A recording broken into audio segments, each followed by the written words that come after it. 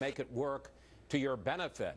That was also true of Jimmy Carter when he came in as a reform outsider candidate in 1977. So I think you'll see a mix. I think you'll see some outsiders, but you're also, if they're smart, they'll bring in some people who know how things run. Even if they want to change how they run, you got to know how the system operates in order to change it. I have been surprised by many things during this campaign season, which is now thankfully over.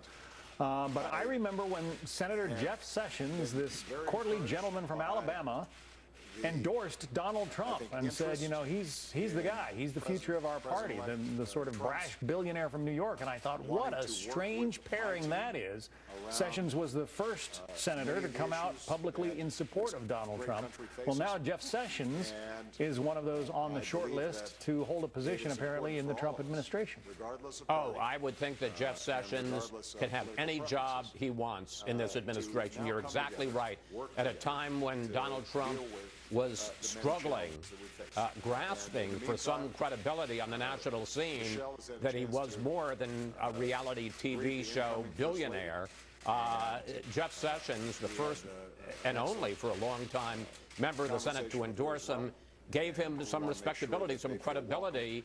You know, look, there are a lot of different groups that you got to please if you're going to get to end up as the nominee first and then as president. And yes, you certainly want the support of outsiders and the Tea Party and all of that. But you also need to have some toehold in the establishment, and Sessions gave him that, and I would think that he will get almost any job he wants. There is talk about perhaps Rudy Giuliani, perhaps Governor Chris Christie, maybe Newt Gingrich taking positions of this in this new administration.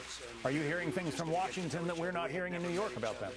No. I mean, there's speculation, and the answer is, you know, there's an old saying when I covered the Reagan White House, those who know aren't talking, those who talk don't know.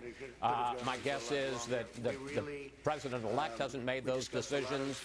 Those are certainly familiar names and people that supported him, and we know Trump values loyalty and early support tremendously. I suspect he has a lot of new friends today who weren't particularly supportive 2 days ago. So I suspect they'll see places in the administration, but in terms of knowing exactly who and exactly for what position, I don't think we're there yet. Do you know? I will say, can I just say one really quick thing? Sure. It was mentioned, I think, by Jenna that Jared Kushner, who is Trump's son-in-law, and apparently played behind the scenes, not on camera, a very big role, and by some accounts became, in effect, the unofficial campaign manager in the closing days of the Trump campaign.